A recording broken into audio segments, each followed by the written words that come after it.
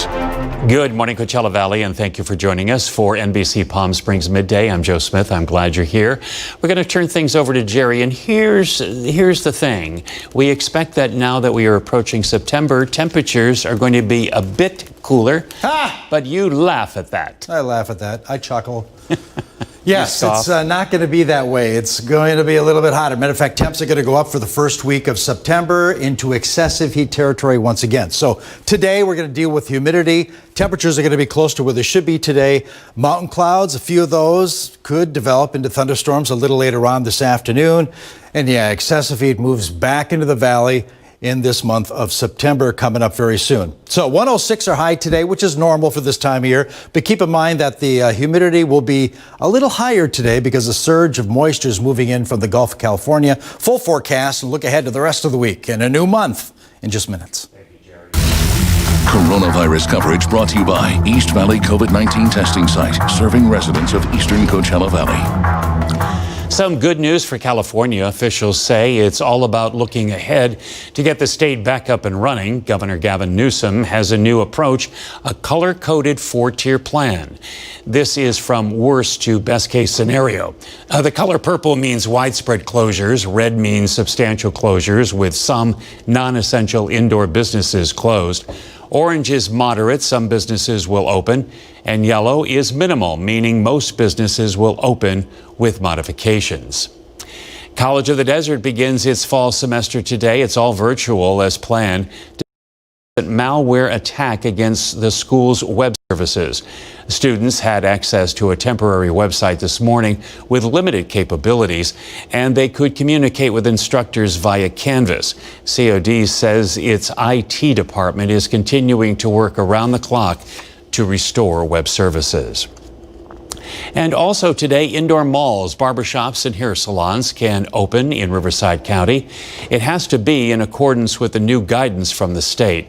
Governor Newsom also announced an additional $300 will be sent out to people filing for unemployment, retroactive to August 1st. But the timeline for that is still unknown. Many salon owners are excited to resume operations here today. But as our Nico Payne found out, one local salon owner had some challenges to overcome before welcoming customers back. Riverside County is currently in the purple tier, which indicates a positivity rate of 8% or higher. But what is new is that salons and barbershops will begin to reopen indoor operations starting Monday. Jeanette Charnay is the owner of J. Charnay Salon, which has been around for 30 years. We chatted with Charnay back in July, and she was frustrated that she couldn't transition to outdoor operations amid triple-digit temperatures. Her clientele is a bit older, and her services are more involved than a simple haircut. But after Governor Newsom announced the state's new reopening plan, she's now excited to reopen with new safety modifications in place. Finally, every day we waited for that announcement, and finally we got it. And then my phone started exploding. Everyone started calling, and I'm like, yes, here we go. Charnay will open her doors again starting September 1st, but she admits it has been difficult. A lot of the struggles encompass just the people, including the people that work here. I've lost about half our people. Some people had the ability to go join family in other states. I had another person decide that they didn't want to work in a salon anymore. But after overcoming the obstacles, Charnay is ready to welcome customers back with a fresh look for her salon. We remodeled the whole salon. We downsized, we let go of 1,000 square feet and just used our space as positively as we could. Another big change, a sign of the times, J. Charnay will be appointments only to start. We're not accepting walk-ins right now. We want to see how this pans out. If people do call in, and we can screen them over the phone like before, and be sure that they've quarantined and followed the rules, then we'll make an appointment for them. And while COVID-19 has been slowing in Riverside County, officials still want to remind people to take safety precautions as more than 1,000 people have died from the virus. Reporting in Palm Desert, I'm Nico Payne, NBC Palm Springs. And now a look at the numbers for the county and Coachella Valley. These are as of Friday. The county doesn't report over the weekends. Over 51,000 cases in the county, nearly 13,000 of those from the valley. Riverside County surpassed 1,000 deaths last week.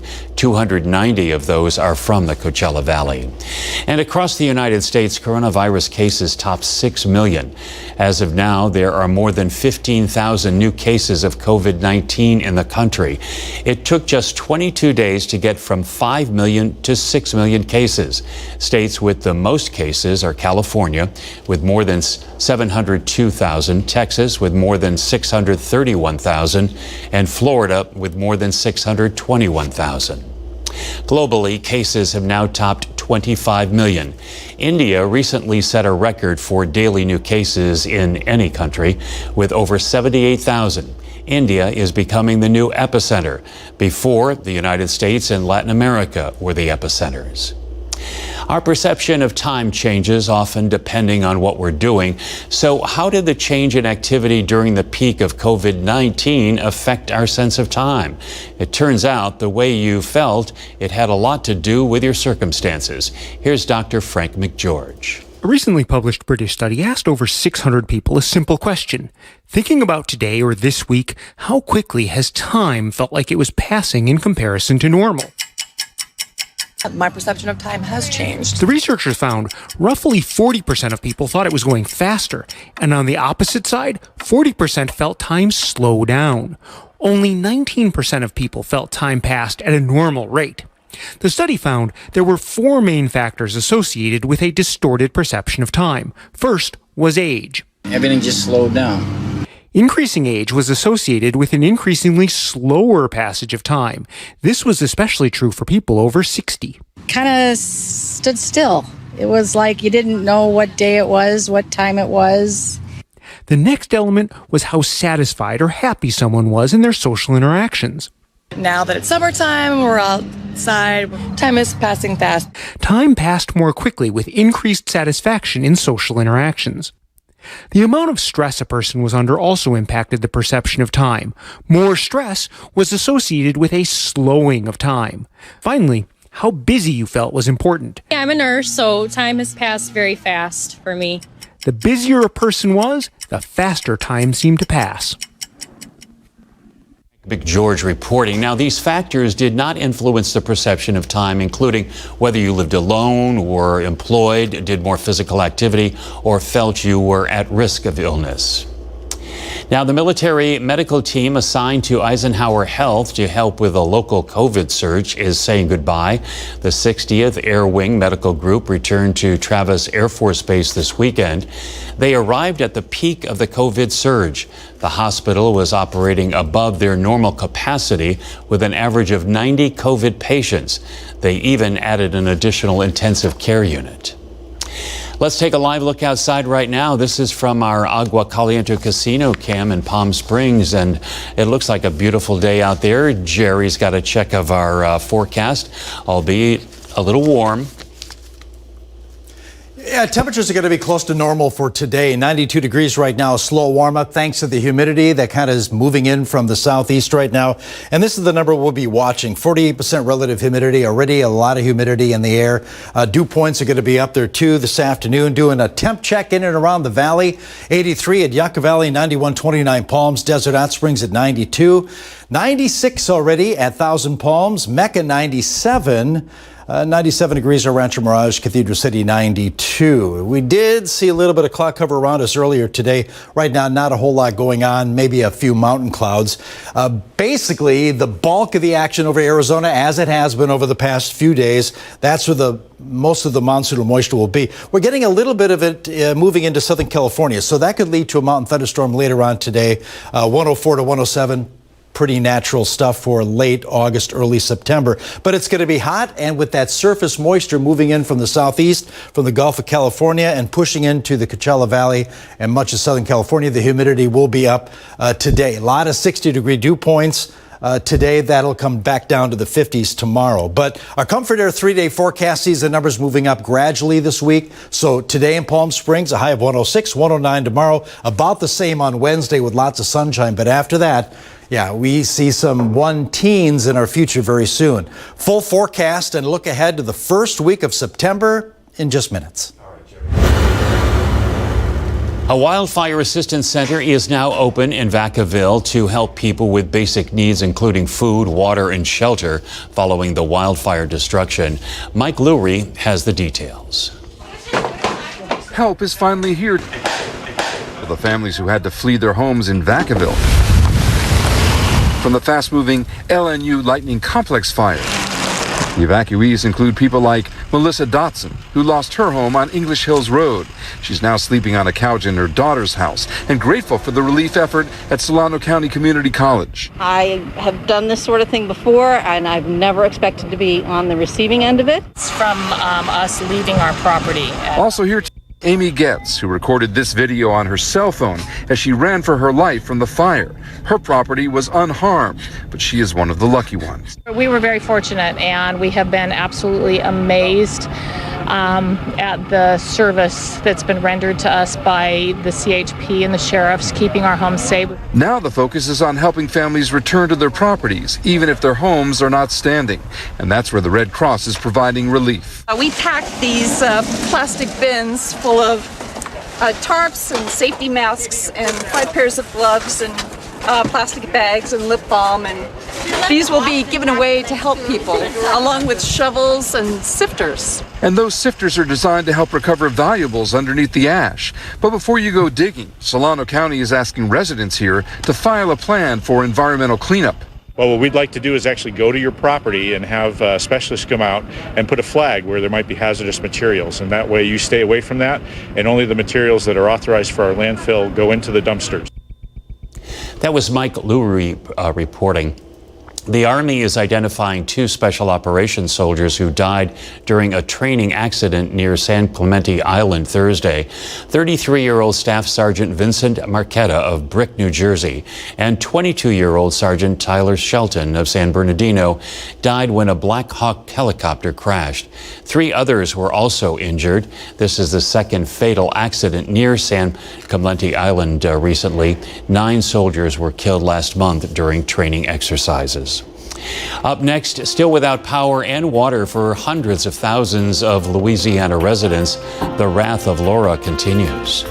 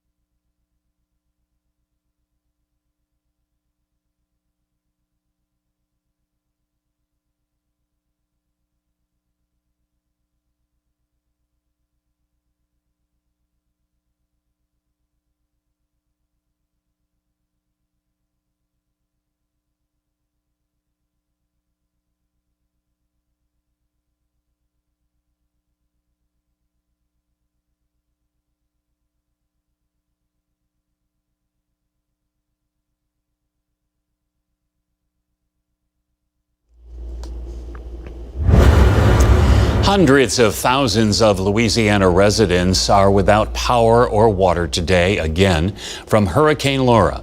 The damage is now estimated nearly $20 billion. Morgan Chesky has the latest from Lake Charles, Louisiana. This morning, the first steps forward after a devastating hurricane, a massive cleanup. You're midday through the day and you just look around and the things that are important to your children and that are important to you are just in shambles, and there's water everywhere, and you think to yourself, how is this reality? Rachel Owens came back home after evacuating to find a painful new normal. Neighborhoods in pieces, stores torn apart, and long lines for precious fuel. This is how life is now for the foreseeable future. I mean, it's gonna be bad. No water, no gas, no sewer, nothing. Here in Calcasieu Parish, getting rid of this debris just part of the problem. An even bigger issue, restoring power to hundreds of thousands of customers. A process officials say won't take weeks, but months. The city administrator of Lake Charles says Laura toppled power lines and trees together and tore up vital water lines, complicating the cleanup. I knew there'd be a considerable amount of damage, a devastation. It's probably more than I ever anticipated. The damage, heartbreaking, but interspersed with hope. So we drove down to Cameron and saw some locals outside, checked in on them. Crystal Wenrick felt like she had to help, flying in from LA to join up with local groups to rescue lost pets. One house leading the team to these kittens that were left behind. Hi, gorgeous. We're so happy we found you. Others also giving back. I can tell you we are so glad to be here. There is nothing we'd rather be doing right now. Liz Landers lived through Hurricane Katrina 15 years ago. Having been there yourself, what do you tell these folks in line? That they're going to be okay. That they're going to go home and they're going to put their life back together. It's going to be fine. It's going to be fine. And we're here to love you and feed you. And there are plenty of folks who are going to need that help. We know more than 52,000 people have already applied for relief with FEMA. That agency already handing out more than $600,000 in assistance. Morgan Chesky, NBC News, Lake Charles, Louisiana. A community comes together to spread love and healing in Kenosha, Wisconsin through art. Volunteers painting over plywood used to board up storefronts damaged during the civil unrest last week, as some protesters turned violent after the police shooting of Jacob Blake, sharing messages and images of equality, love, and hope. I just wanted to paint that message to let people know that we are all equal, no matter skin tone or anything like that. We are one. In order to move forward, President Trump plans to visit Kenosha, where Jacob Blake was left paralyzed after being shot 7 times by police. Primetime viewing for the Democratic National Convention slightly edged out the numbers for the Republican National Convention, this according to the Nielsen Company. However, the Republican Convention won the ratings Tuesday when First Lady Melania Trump delivered her speech from the Rose Garden. Overall, viewership of both conventions was down from previous years, but online viewership showed signs of increasing. Take a look at this. Terrifying moments for a 3-year-old girl and her family at a kite festival in Taiwan. The girl got tangled in a giant long-tailed kite. She was swept into the air 30 feet at one point. After swinging in the air for several seconds, she fell to the ground. Panicked onlookers rushed to help. Her parents said she was shaken but not injured. The kite festival was halted following the accident. Thousands of demonstrators gathered in Mexico City over the weekend to demand the resignation of their president.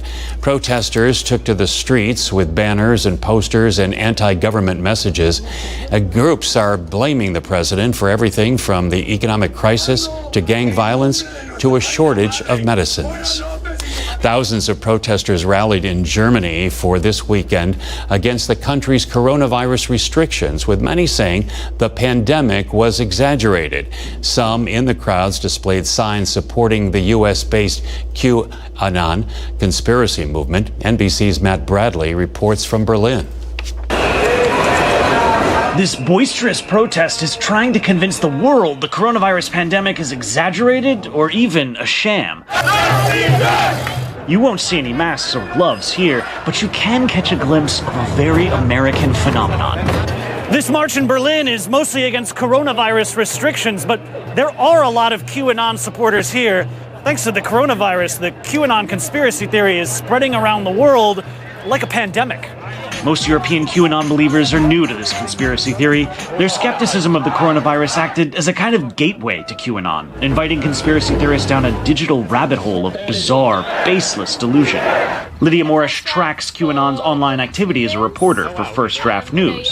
QAnon specifically is much more flexible as a conspiracy theory than it might have been a couple of years ago when it was more US-centric. So, yeah, it's really just very adaptable and malleable. Steffi Kanu, a Dutch housewife, says she's genuinely worried for her 8-year-old son, Juno. For his future, yeah, because I don't want him to live in fear of hugging people or of seeing other people as potential sick and making others sick. Like many European believers, Kanu is a recent QAnon convert, inspired by her rebellion against COVID regulations. Some people will call you crazy or whatever, conspiracy crazy, and I don't care anymore, because for me, I know a lot of things that are happening are very bad, and yeah, they have to come out. While QAnon supporters in the States have committed violence, these protests have been mostly peaceful, but not welcoming to journalists, who many believers count among the so-called elites that they oppose. They shouted insults at us. Some even tried to block our shot. Nobody wants to hear this. They're chanting Lügenpresse, which means basically fake news. A hostile hallucination that's on the march around the world. You know, the irony here is that actually the coronavirus burden that Germany carried was quite light. There weren't that many cases, there weren't that many deaths compared to neighboring countries like Italy and France, and the actual restrictions put in place were not that strong either. And that's part of the reason why this country was able to get out so easily. So it's kind of ironic that there were so many people who were protesting. Matt Bradley, NBC News, Berlin. And coming up, let's take a look outside right now. This is our Agua Caliente Casino cam in downtown Palm Springs. Jerry has your hot AccuWeather forecast coming up next.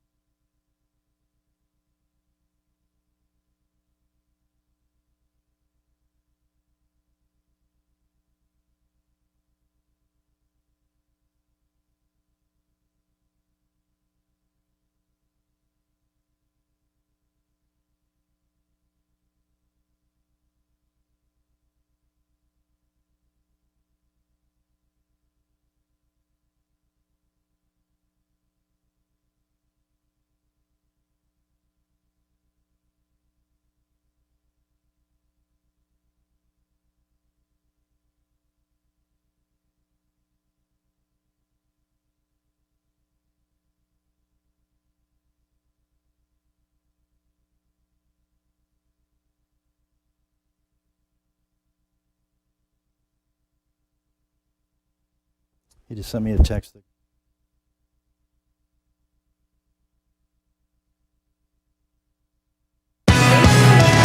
And a good Monday morning. Mostly clear skies in our Agua Caliente Casino cam. You can see a cloud in the distance there, and that's primarily where we'll see clouds over the mountains a little later on today as well. Now, as far as temps yesterday, right where we should be. 107 at Palm Springs, 105 the average, so near normal there. And spot on at thermal, 105. That's the average temp for late August. 93 right now at Palm Springs, 95 Thousand Palms. 84 degrees at Yucca Valley, a sunny 89 at Cabazon at this hour. We have clear skies for the most part over the Coachella Valley. Plenty of sunshine expected today and the next couple of afternoons to follow. Most of the action, thunderstorms and showers, will be in Arizona like it was yesterday. This is a 24-hour loop taking us back to yesterday afternoon. You can see the burst of cloud cover over the area and dissipated in the evening hours, and we'll see the same thing happen to our east a little later on today. Already a little thunderstorm activity happening in the mountains of Arizona. Not a whole lot of action for us in Southern California. Again, the bulk of the monsoonal moisture over Arizona, although we're going to get a little bit of it in the surface and mid-level of the atmosphere today. So moisture coming in from the surface will make it seem a little more humid today, and mid-level moisture could lead to a mountain thunderstorm. Temps, though, like yesterday, pretty close to seasonal norms, 104 to 107. So the best shot of rain, high desert north of 29 Palms and in our mountains, especially the Santa Rosa and San Bernardino mountains. And they'll be short-lived, too. They'll begin to build, rain out, and then end before dinner time. So 106 are high today for many of us in the Coachella Valley, a few 104s and 105s, again, near normal numbers for us. 108 at 29 Palms, Cabazon, a sunny 102, 96 at Banning, and a warm 80 degrees at Big Bear later on today. Tomorrow, again, slightly above average, but close to normal for us, stopping shy of 110 for the Coachella Valley Tuesday afternoon. But by the end of the week, a ridge of high pressure will begin to strengthen over the southwest. That high will boost those numbers for us in the Coachella Valley into that excessive heat warning territory. 114 to 117, the range of highs, not only Friday, but again on Saturday, Sunday, and possibly even Monday. So 4 days of excessive heat. No weather advisories for the heat for later this week have been issued, but I have a feeling the National Weather Service will put that out in a couple days. As far as a tropospheric outlook, where all the weather happens in the atmosphere, not much going on except for mountain thunderstorms possibility, again, very slight for us, and then clearing out Tuesday, Wednesday, Thursday. Surface moisture, we're getting that influx of humidity. That'll be the case today with 60-degree dew points today. That'll back off a little bit, so 50-degree dew points Tuesday, Wednesday, and again on Thursday. Here's your Comfort Air 7-day forecast, 106 and a little bit sticky today. Humidity backs off, but the temperatures move on up. Around 108, 109 for Tuesday and Wednesday, and then we really see the numbers beginning to move up. 112 Thursday, and then middle 1-teens Friday, Saturday, Sunday, and again on Monday.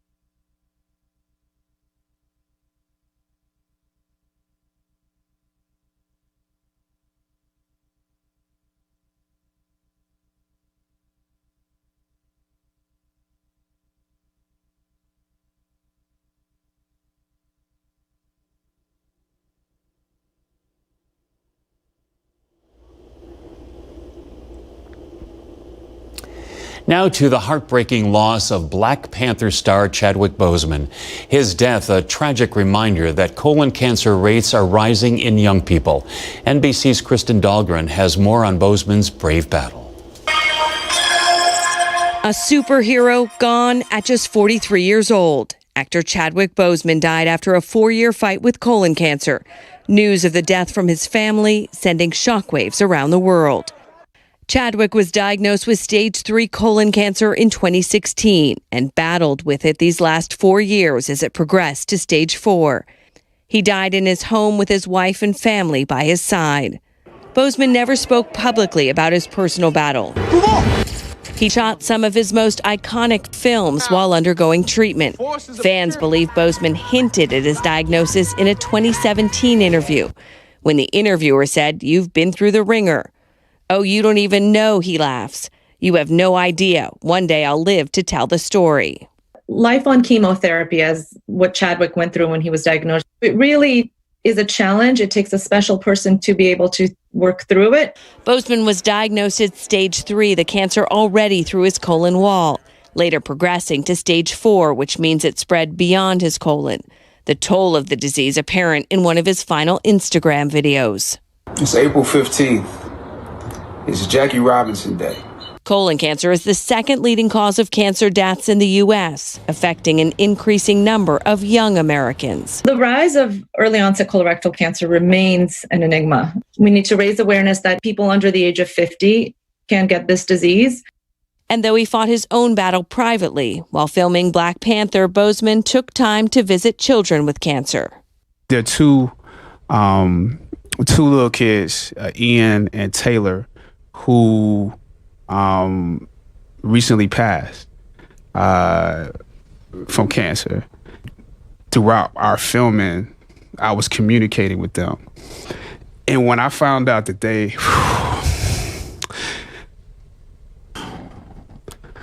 yeah, it means a lot. A superhero on and off screen who still has the power to save lives. For today, Kristen Dahlgren, NBC News.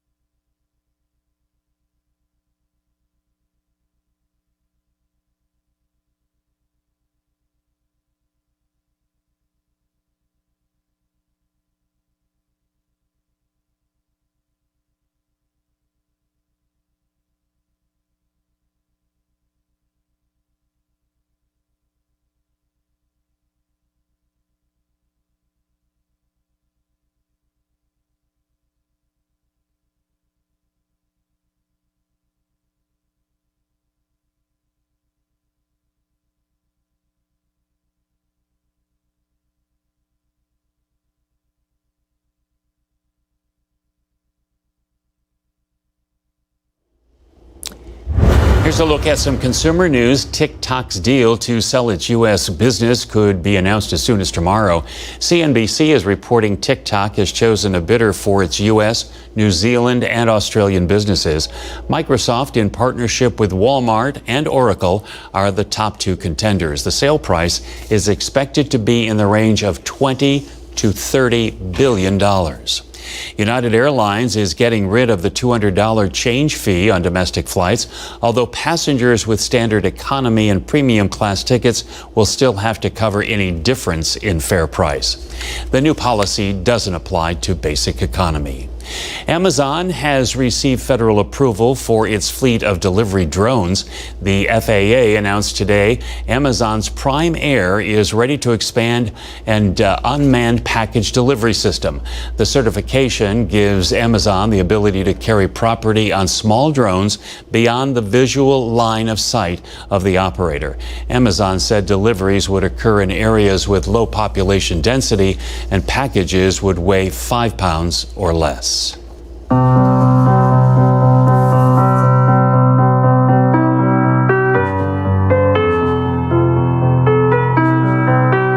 Our Desert Pass is brought to you by Mike Thompson RV. Your adventure starts here.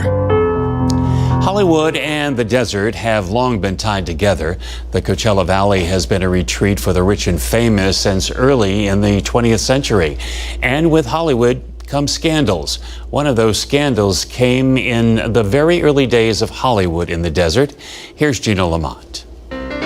Think George Clooney or Brad Pitt, Cary Grant or Clark Gable, and then triple it, and you get an idea just how big a star Rudolph Valentino was. In the days before talkies, Valentino was our first movie heartthrob. He was a sensation. He was sexual, and he was controversial. And like many of our stars today, he was scandalous. In 1922, Rudolph Valentino came to Palm Springs following his marriage in Mexicali to Natasha Rambova, who was a set and costume designer in Hollywood. The problem was, Valentino couldn't legally marry Natasha Rambova, real name Winifred Hugnut. Though he was divorced at the time, California law said you had to be divorced for at least a year before you could remarry. In 1919, just before the rise of his career, Valentino impulsively married actress Jean Acker, who was involved with actresses Grace Darman and Alla Nazmova. Acker became involved with Valentino in part to remove herself from the lesbian love triangle. Quickly regretting the marriage, she locked Valentino out of their room on their wedding night. The couple separated soon thereafter, and the marriage was never consummated. The couple, though, remained legally married until 1921. The same year, Valentino married Rambova, which is bigamy. There was a big deal about it. Like, the law was actually seeking witnesses, and they were going to really prosecute Valentino for this really big deal. The Valentinos spent their honeymoon in Palm Springs at the Palm Springs Hotel. The hotel at that time was under the ownership of sisters Cornelia and Florilla White. Florilla, a friend of the newlyweds, hosted the couple in her cottage. And she said that no, they never consummated, that actually Florilla was in the bedroom with Winifred or Natasha Rambova the night of their wedding. So they never actually consummated it. It wasn't a real wedding, so he couldn't be found guilty. But as it turns out, the Sheik actually did spend a lot of time here in the desert, though not with any of his wives. Valentino was a frequent visitor to Palm Springs. He was actually pretty good friends with a hermit that lived in Palm Canyon named Pester. We have a few photographs of them together. Pester was usually playing a homemade guitar of some sort, and they're in front of Pester's little hut that he had in Palm Canyon, and they seem to be pretty good friends. He came out to Palm Springs many times. So was Valentino a bigamist? Or were the marriages of the movie star all just a front? No one really knows. Rudolph Valentino died in 1926 at the age of 31, just about the time silent pictures and silent picture stars were fading away. But we do know the stars were already coming to the desert in 1921, and so were their scandals. That's why we love our desert past. As we head to break, let's take a live look. This is from outside of the Walter Clark Highway 1 camera you are seeing right now. You can see the river over there. What a beautiful day ahead. Jerry's got your forecast. It's going to be a hot one, though. That's coming up next.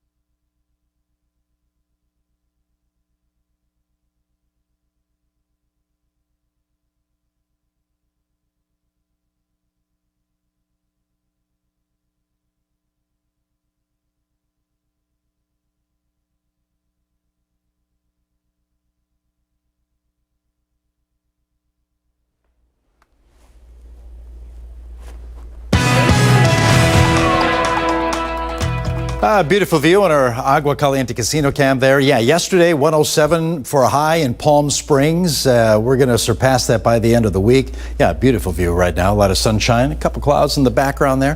105 is where we should be. We're close to that yesterday, and we'll be near that again today. Spot on yesterday at thermal 105, the average, and that's where we peaked. Yeah, today temperatures will be close to that by the end of the week. Yeah, we move into excessive heat territory again for the valley. 92 degrees at Desert Hot Springs, 97,000 Palms, 92 behind me at 29 Palms, 87 at Banning, 72 at Big Bear. Clear skies for the most part right now. All the action taking part in Arizona. That's where the monsoonal moisture is, and that's where it's going to stay for the most part, although some of that's going to sneak into our area a little later on today. Again, not a whole lot, enough to maybe trigger a mountain thunderstorm later today, but 104 to 107 is pretty standard stuff for late August, early September. And we could see a mountain thunderstorm, nothing for the valley as far as rain, and even the mountain thunderstorm activity won't produce a lot of accumulation as far as precipitation. Same for the high desert where it's shaded in green. That's where the best shot of rain will be. Yeah, nothing for the valley over the next several days. We stay dry. But temps close to seasonal norms, lots of 104s, 105s, and 106s today for the valley, and a little hotter, but still below 110 for Tuesday and Wednesday afternoon. But things will change by the end of the week because we have a ridge of high pressure that'll move into the area. And not only Southern California, but much of the Southwest, adding a few degrees, putting us above average. 114 to 117, that's where the Coachella Valley will be on Friday. And that high pressure center isn't moving much at all over the next several days that'll follow. So not only Friday, but Saturday, Sunday, and again on Monday, we're going to see temps that'll be well above average into the 110s. So we don't have any weather advisories for the heat yet, but that could be added on for this coming weekend very soon. If that happens, we'll pass it on to you. Our forecast for the skies, yeah, mostly clear. Maybe a few mountain clouds today, but that'll even clear out Tuesday, Wednesday, and Thursday. Surface moisture, a different story. Today, we get a lot of humidity coming in from the southeast, so dew points will be in the mid to upper 60s today. That backs off to the 50s beginning tomorrow.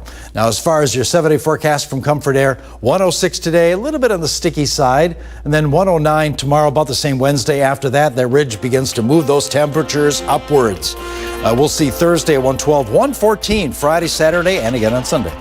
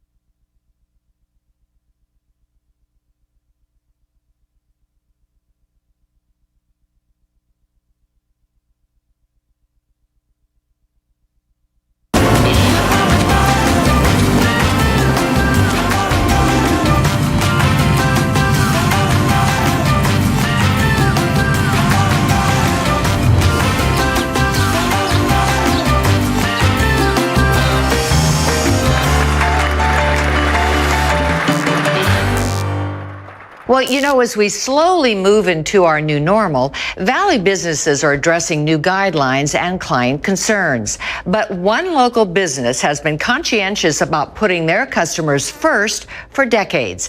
Palm Desert Kitchens opened their doors in 2001, and one of the reasons for their enormous success with kitchen design might just be that co-owner Dennis McAllister started out as a professional chef. I had 5 restaurants from New York to California. I started very young, 19 years old, in New York. I had a liquor license in New York at 19. I had a liquor license in California at 23. I was on Hollywood Boulevard. They used to call me the kid. Under cabinet lighting, interior lighting, it's all LED lighting now. I transitioned from the bar and restaurant business, and then I said, what do I want to do? And I realized I wanted to stay in the cooking and kitchen industry. I went to chef school and I cooked in my own restaurants as well. So when I designed with cooking in mind. When I do a kitchen, it's a true chef's kitchen. Everything will be right at your fingertips. We hit the mark on all of that. And I've been doing it now since 1986. I started doing more out here in this little location than I did in Los Angeles. This is a cherry wood, and you notice here we did nati. So when I start designing, I design with cooking in mind. Everything should be at your fingertips. You should be able to take a few steps and get at everything. The smallest kitchens are the hardest to design. Give me a large area and anybody can do a good job. But like here, I have a small showroom. I could put out a party for 100 people in a very small kitchen. You have your cooktop or freestanding range. You have big deep drawers for pots and pans. I've got spice racks. I've got sherries, wine, towels. I've got spatulas and serving spoons. I got a double trash pull out. My refrigerator would be close by. And I'm operating 2 or 3 steps and I have everything going. You can get creative with colors. It doesn't cost you any more money. It's my job. So when the job's done, you go, wow. We just don't want, oh, that's nice. Wow, who did this for you? Let's say you're a little short. You can't reach up, so this is very accessible for you. And anybody that contacts me, I can help them. And we start from basic, I do work in mobile home communities, all the way up to the most custom that you can have. So I want to be able to serve everyone, and no matter where they come from, everybody gets treated the same. I give them everything I got, and whatever project I get involved in, whether it's 5,000 or 500,000, they get everything that I can possibly give. We have white interiors, natural maple interiors, all full extension, soft close, of course, all soft close doors. Quite frankly, we got all the bases covered. When someone walks in here, if they walk out without me working for them, I didn't do my job. Well, not only does Dennis do his job well, but his wife and partner Angel is also a very talented designer, and if clients are interested, she will lend her knowledge of the ancient practice of feng shui to the projects as well. Palm Desert Kitchens, a great asset to our desert living. For Desert Living Now, I'm Sandy Newton.